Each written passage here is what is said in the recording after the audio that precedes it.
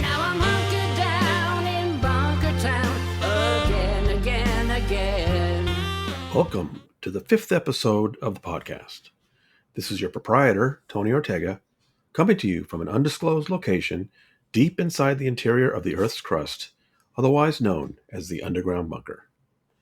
This week, we had the privilege of speaking with one of our favorite contributors at the bunker, former Sea Org member Sonny Pereira. She's written some devastating pieces for us about Scientology's toxic practices.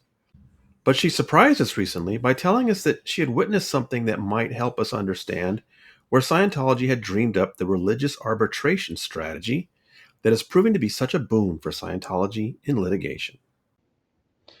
Hey, Sonny, thank you so much for joining me. And I wanted to ask you about something. Um, I've been, another reporter has actually asked me a good question. When did this arbitration thing begin? You know, Scientology's been killing these lawsuits with this arbitration strategy based on the idea that Scientologists sign contracts obliging them to take any grievance to their own version of arbitration and not sue in court. And a reporter the other day asked me, when did they start doing this? And that's a great question. I'm not sure.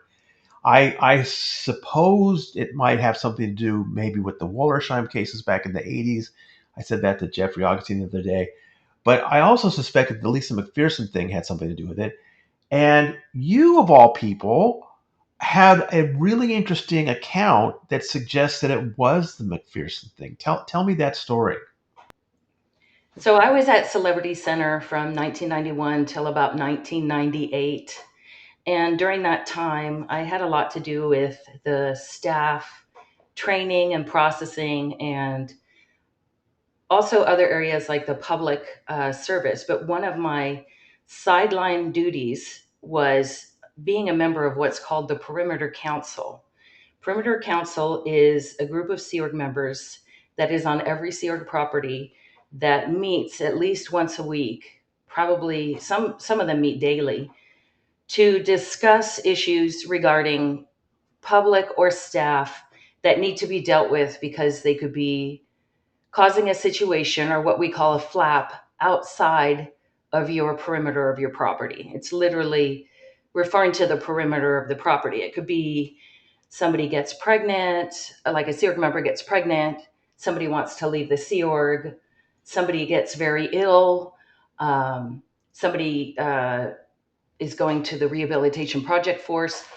All the matters, it could be a suicidal public, and we have to figure out what we're going to do and make decisions based on that. And during that time, you know, when I was at CC, I was a really hardcore Sea Org member. You know, I was proud of what we were doing. And right around the time that we got this information that I never heard of Lisa McPherson when I was in the Sea Org, but we got this information in late 95 or early 96 about someone on the introspection rundown who did not do well at Flag. And they said the person died, and they had told us that we were no longer allowed to let any Scientologists take melatonin because it would make people psychotic. And that was what came down to us from that situation at Flag. And that we never heard the name of the person. I found out after I left. So soon after that, these contracts showed up for the religious services.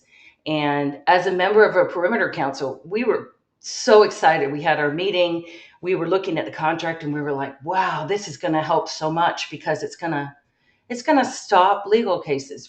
This is the end. I mean, literally, this is the end of legal cases for Scientology. These documents are going to protect Scientology for eternity. Wow. Okay, so let me just back up a little. Yeah, you threw a lot of jargon there, and let me make sure and help people understand.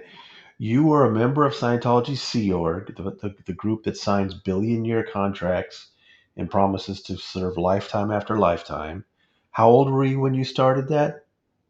When I started in the Sea Org, Yeah. uh, seventh grade, so 12. 12 years old. You signed a billion-year contract.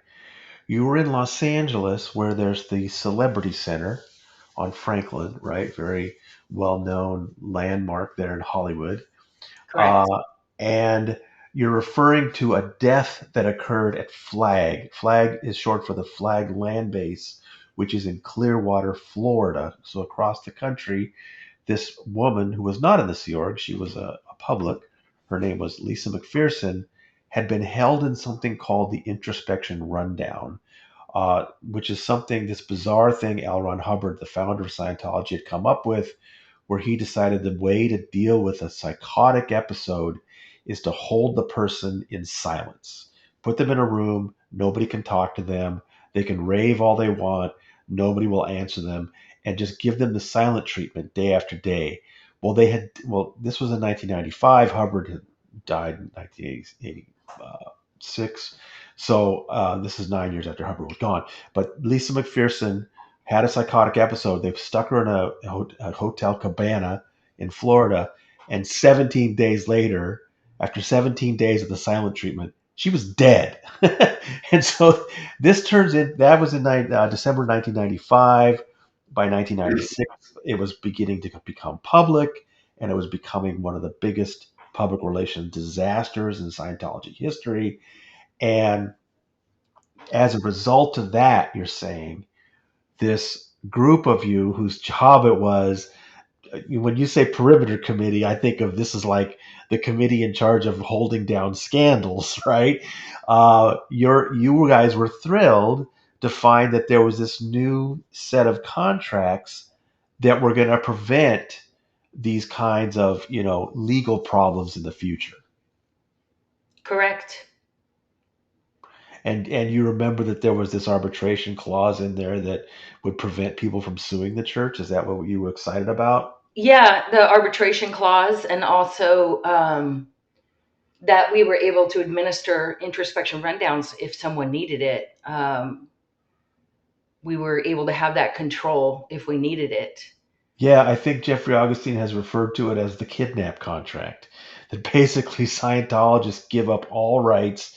If Scientology believes that they have become psychotic, then Scientology can do whatever they want with them. That gave you that power, is what you're saying. That's correct. That's amazing.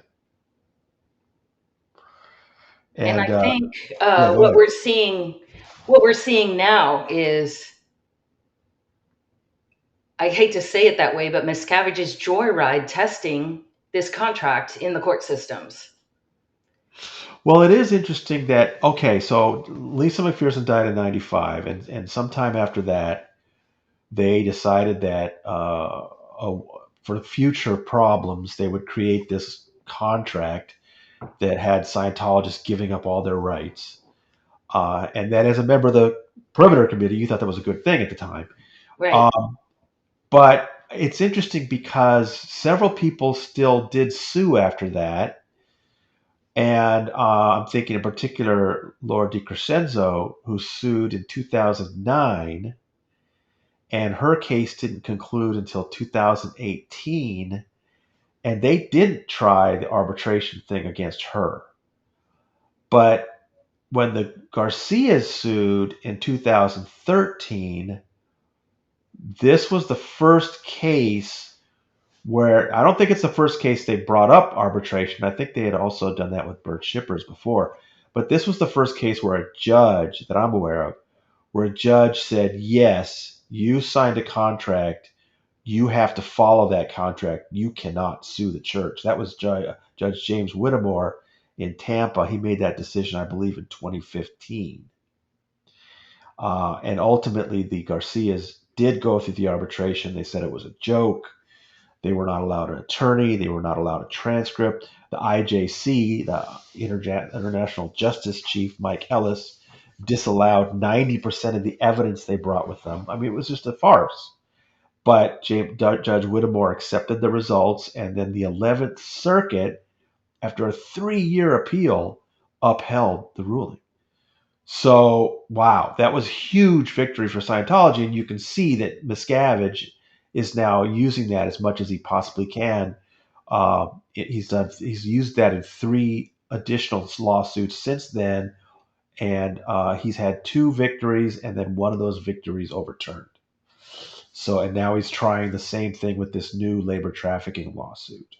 Right. Uh, wow, but you saw this then arise directly from the Lisa McPherson thing.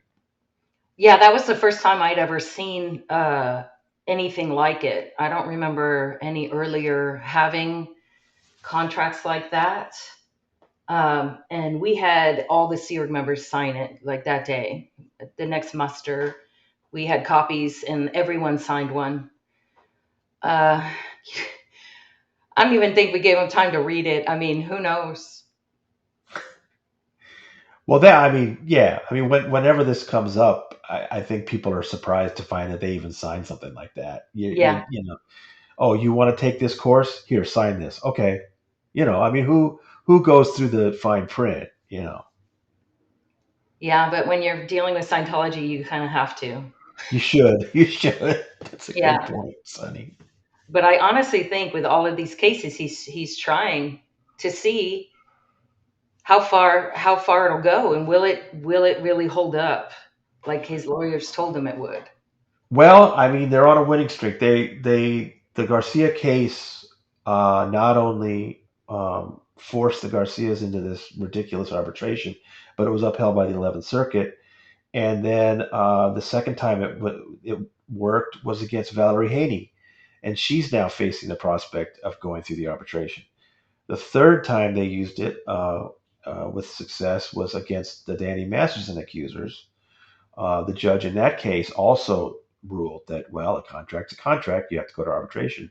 But that ruling was overturned this past January because the appeals court pointed out that the harm that these women say they've been going through, the harassment campaign, has occurred after they left Scientology. So those contracts should not apply um, to the actual allegations if they happened after Scientology. So that one got overturned. But they're any day now, I'm expecting to see the Supreme Court petition they're submitting against that. And that's kind of interesting and scary that Scientology is trying to go to the U.S. Supreme Court to get backing on this arbitration scheme. And then the most recent one is the labor trafficking lawsuit filed in April by Valeska Paris and the Baxters. Scientology has now filed a motion to compel arbitration there. So, yeah, you're right. At some point, Miscavige realized he had a very powerful tool in court, and he's been using it as much as he possibly can.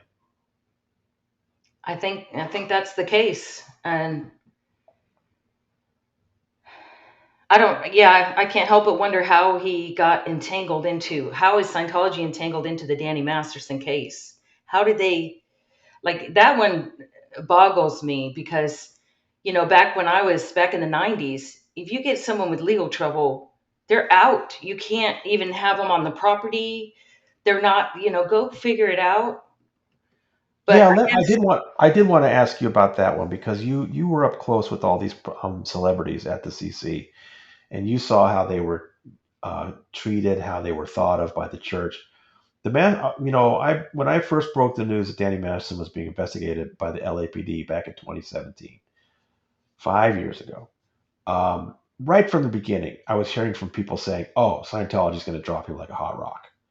Miscavige is going to wash his hands of this guy because he's brought, bad publicity on the church. He's in big trouble. And I keep hearing it today. Oh, the Scientology is just going to abandon that guy. But they haven't. I mean, not, and I don't mean it like in a theoretical way. I mean, Scientology has been fighting for him in court in his criminal case that where Scientology is not a party. They have showed up trying to, trash the judge. And it's stunning to see how much Scientology seems invested in Danny Masterson, this guy who's facing trial for forcibly raping three different women and is facing 45 years to life in prison, a Scientologist celebrity who's accused of preying on Scientologist women and then the church being involved in covering it up. What are your thoughts on that? Because I guess you saw some celebrities in trouble. Well, how did the church normally deal with it? I mean, normally they would drop him like a hot potato. I don't understand. I don't understand why they're helping him either. There's got to be something to that. I can't speak for that because I have no idea. Um, but the weirdest part. I mean, him being accused of rape and it being a court case are two separate things. Like if somebody got accused of rape in Scientology, nobody would ever bring it to the courts.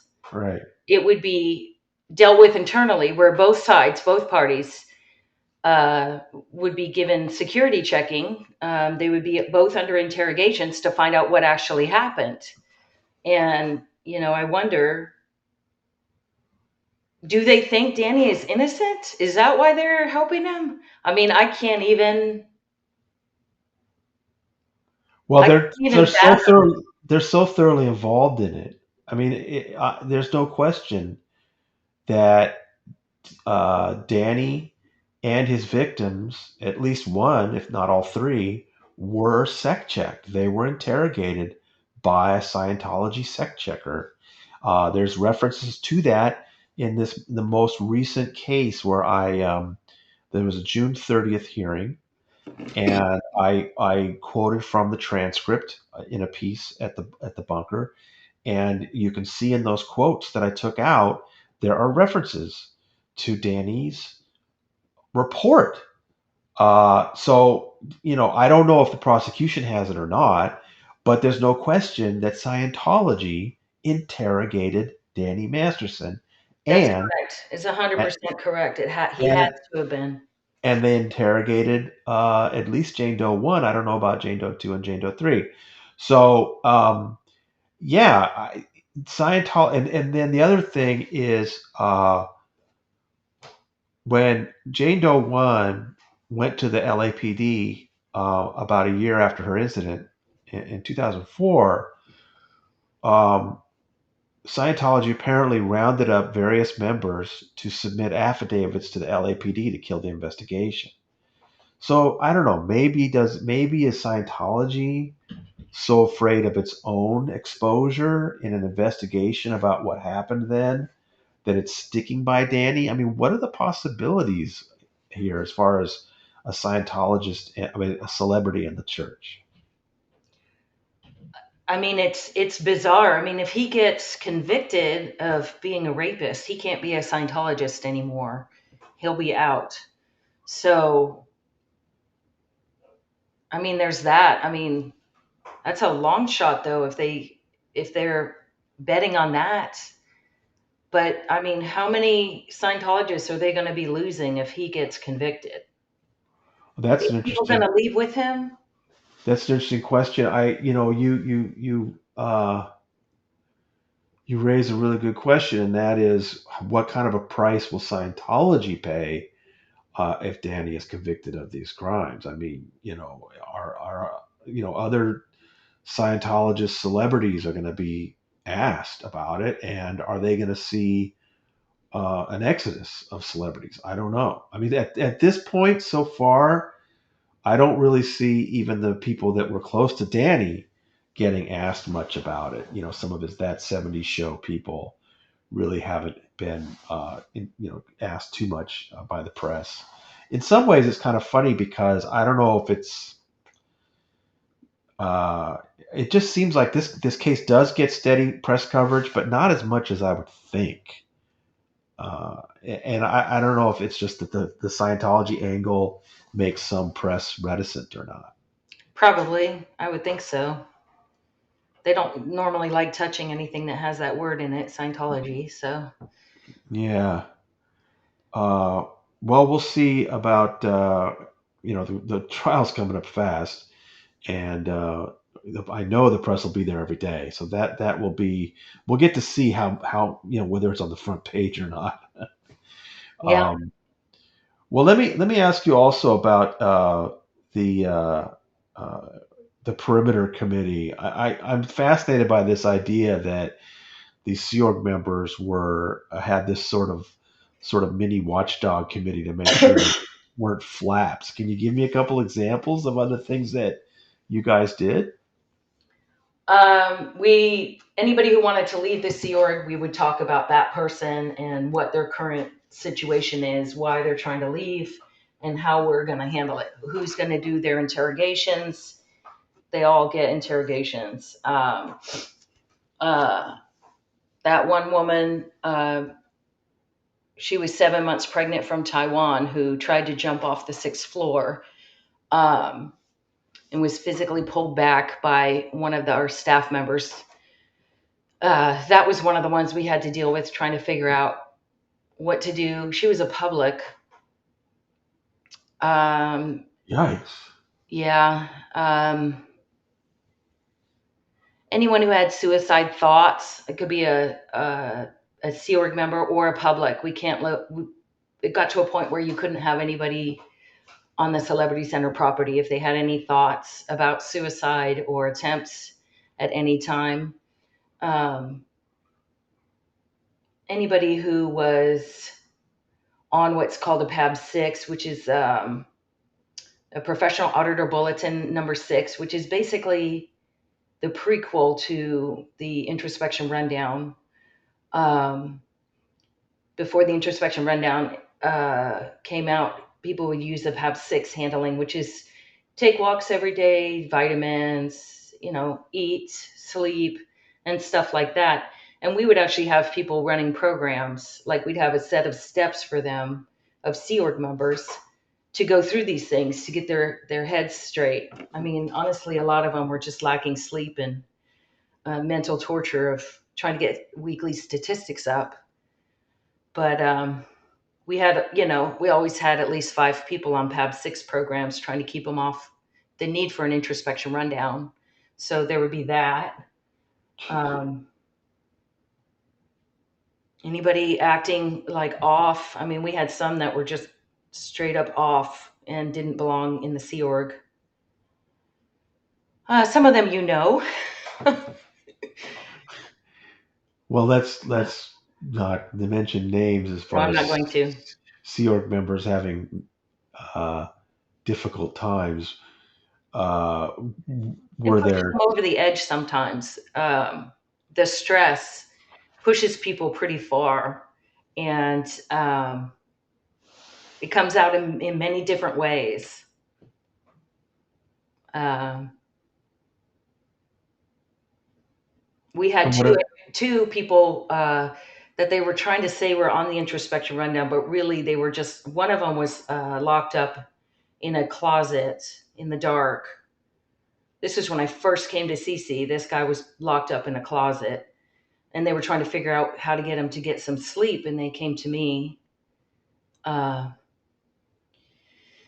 Trying to find out how they could get him some sleep, and they tried to get Dr. Shields to uh, give him some sedatives, and he wouldn't take sedatives. And we tried to hide sedatives into like a peanut butter and jelly sandwich. They had like a jelly form, and he wouldn't take that. And he was punching walls and beating up anyone who came near him. And yeah, that was one of the things we would deal with in perimeter council.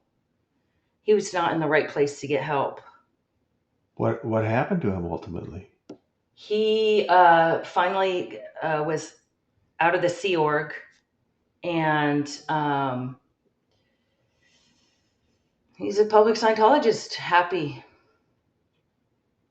Wow, he got some sleep, I guess. He's on the fringes of being a public Scientologist. They don't let those people back in.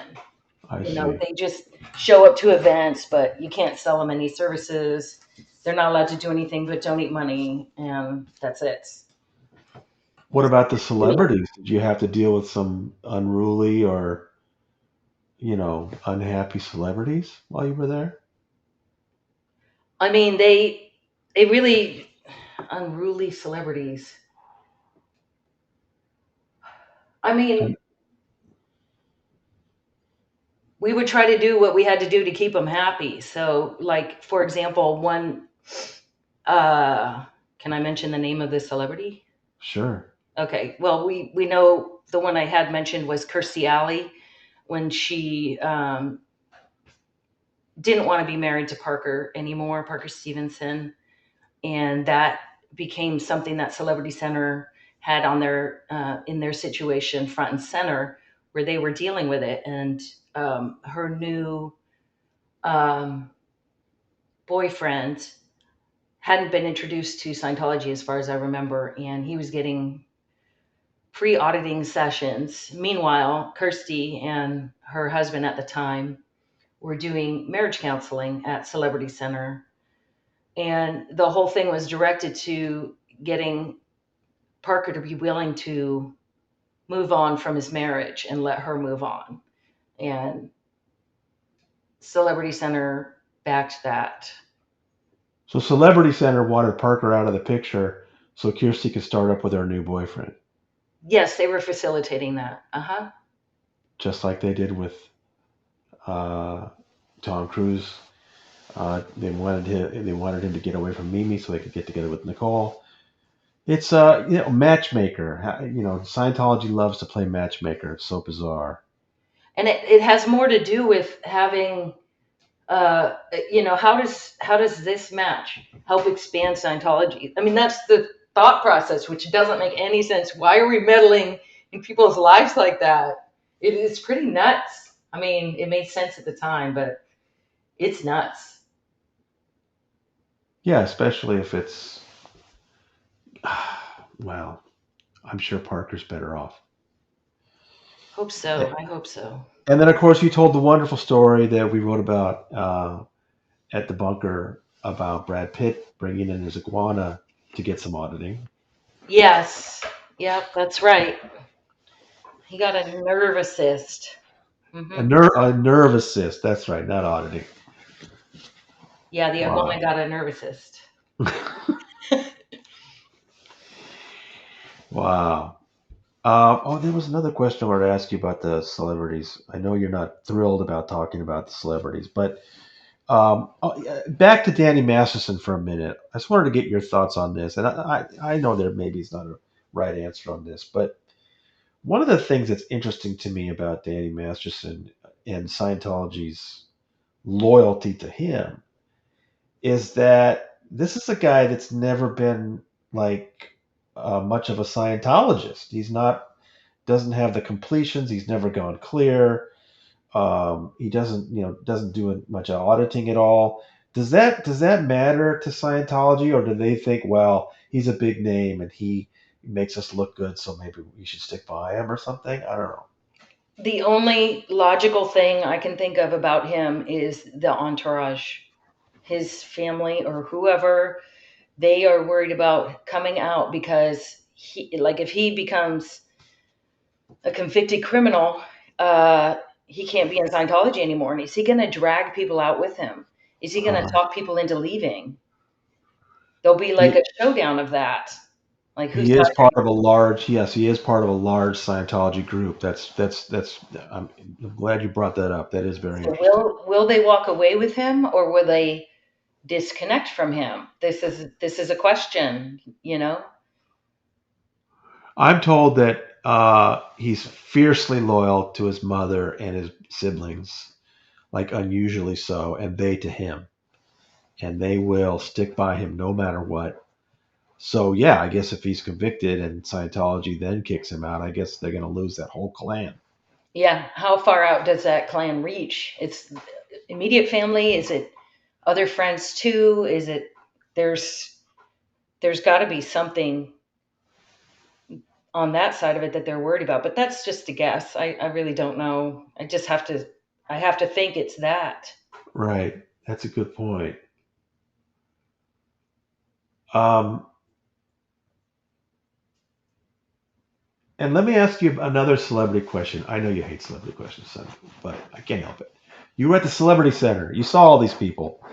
Um, I'm curious your thought on why isn't Scientology bad mouthing or denouncing some of these celebs who are now taking soft exits, like Beck, like Laura Prepon.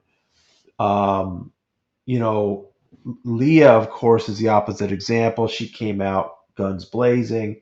She's been denouncing Scientology, exposing Scientology, wants people to understand all the abuses. And then Beck, on the other hand, Beck Hansen, gives an interview to an Australian newspaper and says, "Yeah, I'm not a Scientologist," and then lies and says he never was a Scientologist, which is just patently untrue. But he, the fact that he announced to a newspaper that he was not a Scientologist was a big deal.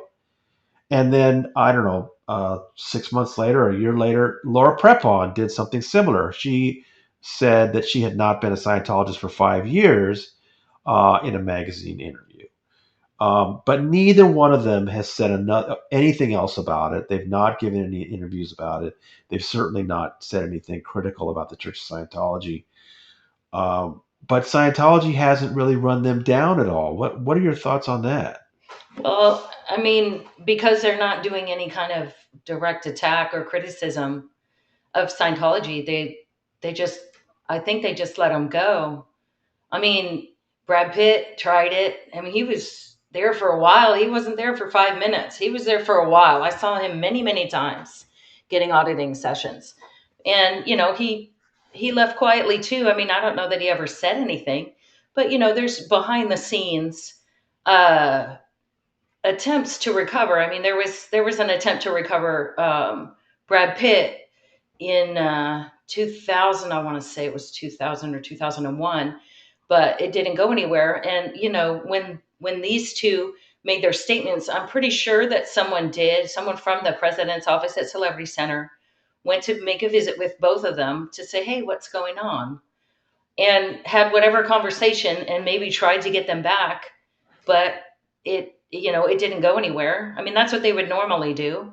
um, and they just let them go. I mean, as long as they're not criticizing, I mean, why would you want to say something bad about them? That's like, isn't that the Barbara Streisand effect? That's true, but I also I think you're right that they maybe are not going to, as long as Beck and Laura Prepon are not saying anything negative. Scientology may not be bad mouthing them because they perhaps hope they can still bring them back. Yeah. And then another minor thing, which I don't know if this is obvious to you or not, but with the dwindling of the Sea Org, and everything is seems to need to be approved by David Miscavige, and he can't keep track of everything that's going on. There's all kinds of things that just fall through the cracks because nobody's assigned a post and responsible for it. I mean, back in the 90s, OSA was a full organization, and everybody had a job, and everybody was doing their watchdog stuff. And there's nothing like that today. They used to count how many inches of bad press, and that was a statistic. And how do they have people to keep up with all this? Do they have any people left in the Sea Org? Well, I think they contract out a lot of that work. I know that a couple of the people that I found out who were investigating me were simply out of work journalists. They will hire, Wow. so they'll hire former cops, they'll hire former Department of Justice people, and then for stuff like keeping tabs on a writer, they'll hire another writer, or somebody who's desperate for work. So that you're right. The Sea Org is probably smaller now, and the resources are a little smaller, but they still have a lot of money, and so they spend a lot of money surveilling people and smearing people. And every once in a while, I'll get a report about somebody investigating me, and I'm always stunned. I mean, some of them have, there was one guy I know who was assigned to Lawrence Wright, and this guy was actually technically a Pulitzer Prize winner. I mean, Lawrence is a Pulitzer Prize winner, so they assigned a Pulitzer Prize winner to follow him. I mean, he was part of this, team that had won a daily newspaper Pulitzer on a breaking story, but technically he was a Pulitzer Prize winner, and his assignment was just to tail Larry, go to events and ask him questions. I ran into this guy one time in Denver where he lives, and he came up to me and we talked for a minute, and he said to me, this guy, this reporter who follows Lawrence Wright, he said that he was going to prove that Lawrence Wright did no research for his book Going Clear. And I just looked at the guy like, I understand Scientology's paying this guy a lot of money, and it's probably, saved him as far as his retirement is concerned. But even he can't be that deluded. I mean, all you have to do is look at the pages in the Going Clear, and you can see how much work Lawrence Wright and people like his Lauren Wolf, his researcher, did. I mean, just incredible work. So that's the kind of people they hire. It's not necessarily Sea Org people anymore. Right. Did you know some of the OSA people at CC that were doing some of that work? I mean, we always had a DSA. There's always a OSA person keeping up with stuff. But I mean, the celebrity stuff was always pretty much dealt with by the president's office, all aspects of it, back in the 90s. I don't know if it's still like that or not. And there was a special entrance to get to the president's office, right? Yeah. There's a way to come in the building and leave. You can access auditing rooms, a course room, the president's office. There's a parking lot, and there's a separate purif area that people can go to without ever being seen in the org. And what is your impression today as far, I mean, you're right. I every once in a while I'll pull up an old story from the 90s or the early 2000s, and it's kind of amazing to see celebrities speaking out, and you can tell that they're really aggressive with the press and everything. And today it's really hard to get the celebrities to say anything, and when they do, it's almost nothing. You were in the Celebrity Center. Is this an idea that still works for Scientology? I mean, it's a Hubbard idea that he has celebrities disseminating Scientology. It was important to Hubbard that people with their voices promoted Scientology. So the idea in the 90s, I mean, Celebrity Center was doing really well in the 90s. It was newly renovated building, and we had full staff, and the org was very, very busy, and celebrities were getting in other celebrities. Things were rolling in the 90s. Can you And give me an example of one celebrity who got another one in? I mean, Kirstie Alley brought in Kurt Cobain's wife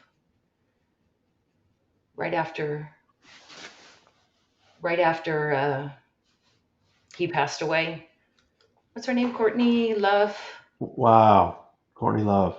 Yeah, I mean, I think she's spoken positively about her experience. She did the Purif. Um, that was back then. I mean, that was in the 90s. That was one of them I can think of off the top of my head. And of course, Danny or somebody close to Danny brought in Laura Prepon. Right. Yep. And I guess that was more. I wouldn't you be surprised to hear that would work today? Yeah, I mean, people are pretty apprehensive about Scientology. I mean, I don't think that back. I mean, there were books, and there were, uh, people. There was news and books about Scientology through the 90s, but I think when things really started hitting the internet and people were able to actually see more broadly what's going on there, I think it made a lot more people apprehensive. So it really affected Scientology. The internet has really damaged it. I mean, not just the internet, but the people telling their stories. Right. I mean, there have always been people who have told their stories. There have always been people who left, came forward, spoke about it, but it was just very difficult earlier because Scientology was so litigious, and there was no internet to spread things far and wide as much. And then in the 90s in particular, right at the beginning in 1991, Time magazine came out with its cover story about Scientology by Richard Bahar. That was amazing. But Scientology sued for $400 million and lost, but it took a while, and Time spent something like $6 or $7 million defending itself. Other press the other press was watching that very closely, and so there was a big chilling effect through most of the 90s. I think there were a few journalists that were still doing very good work in the 90s. I think of Richard Leiby at the Washington Post did great work, but it was tough. It was tough to get that kind of thing done. And there was also then the Tampa Bay Times guys started doing some really good work in the next decade. But for a while there, it was tough to get information out about Scientology. Right. And with the Times article in the middle of everything else, that's just another example.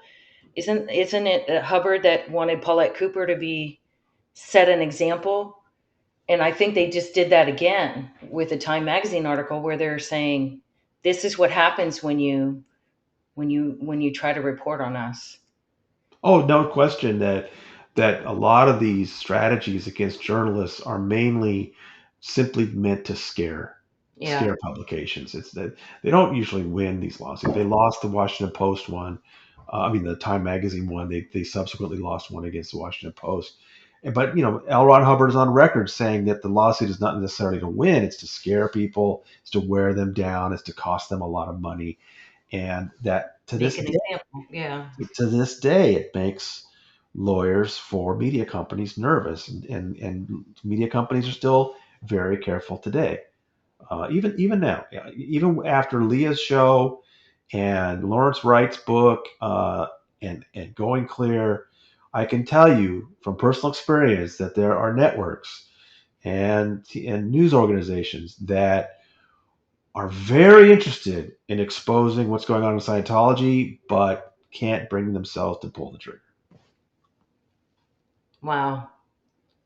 So they still have that hold, that scare on journalists. Absolutely, and they've earned their reputation for being bullies. People Right. don't want it. People don't want to be investigated. I mean, look what you've gone through. You've written so many good pieces for us about the stuff Scientology has put you through and your family, all the disconnection and stuff, and we're all grateful that you tell us these stories. But there are other people that don't want to have anything to do with an organization that's scary. Yep, I know it. Has writing about those things helped you?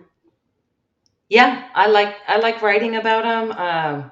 I think it helps me. I feel like I get to assess them better, and sometimes it gives me a new angle of it, and in a way, I walk away from that story, saying, "Okay, good, it happened." So I think so. I think a lot of them. I mean, some of them are kind of wild, but Well, this last one you wrote for me was really important, I felt, because yes, some time has passed since you were in Scientology, but time and again, something happens topically right now in the news, and you have an angle to tell me about.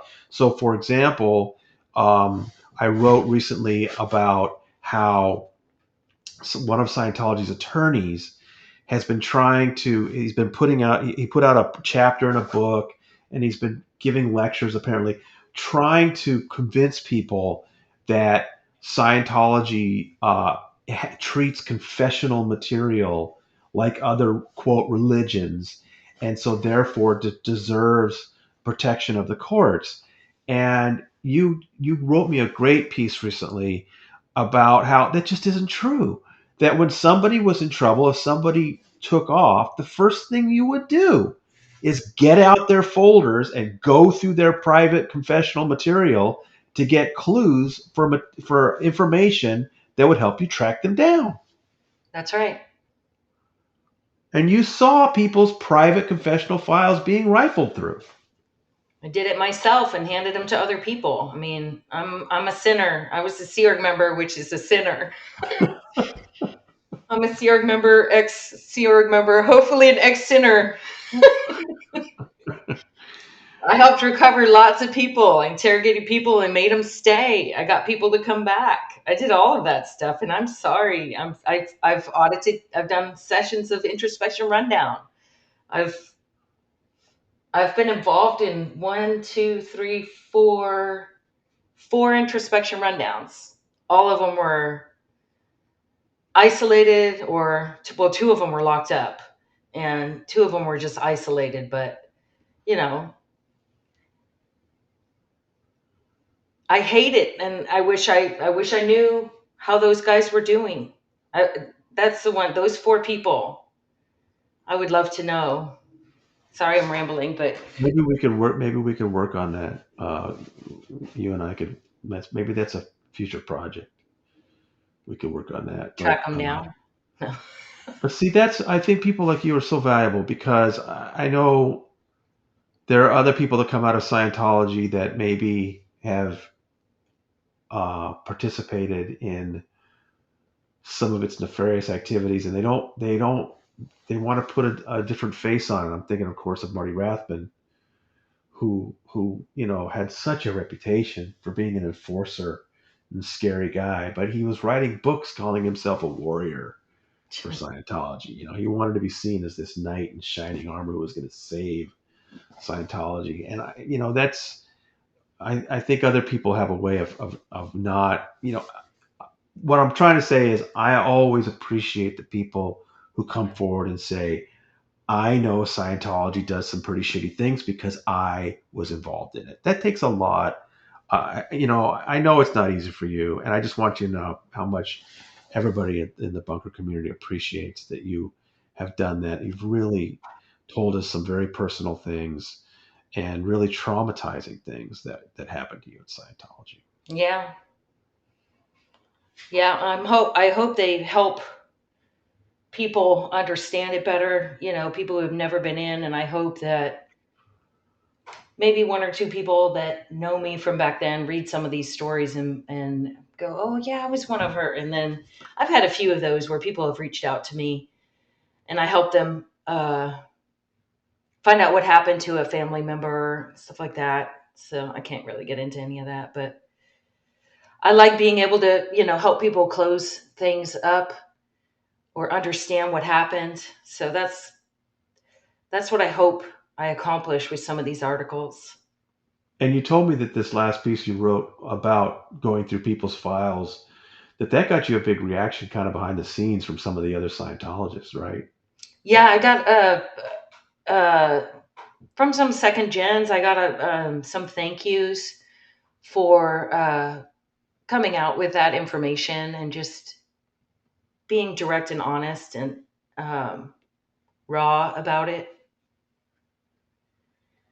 Well, I certainly appreciate that you did that. And like I said, it directly contradicts. They've got this lawyer out there lying his ass off, trying to pretend that Scientology has these high ethical standards about protecting confessional information, which we know is not true. And that I've said this many times before, but one of the things that really bugs me, I mean, it's one thing if you've got a believer who's signed a billion-year contract and is doing some things that they basically have to do to stay in good standing.